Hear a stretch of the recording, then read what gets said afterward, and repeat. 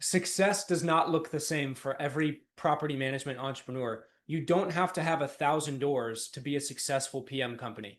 You can be successful, you can be profitable, you can live an awesome life at 200, 300, 400, 500 doors. What do you want is the question.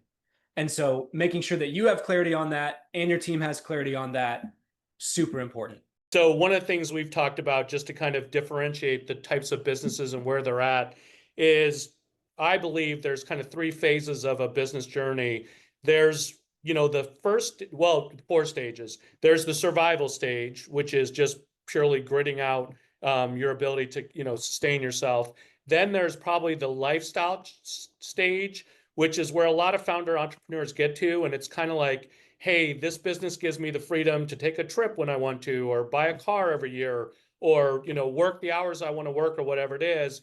And I'm pretty happy with this lifestyle business. And a lot of people will get pretty comfortable being in a lifestyle kind of mode. And then the next kind of version is what's called self-managed that Brad keeps referring to.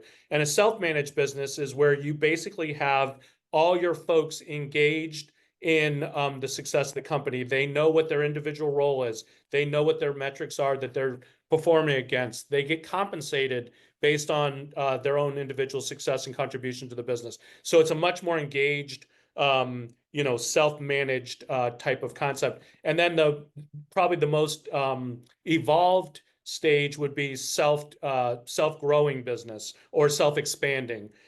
Self-expanding meaning people are not only responsible for their own portion of the business or their own role, but they're actually actively trying to help grow the business in meaningful ways. So whatever that might mean within your company, self-expanding is a big deal. But I think it's cool to think about these concepts and maybe where you fit in the definitions and then where you might like to get to.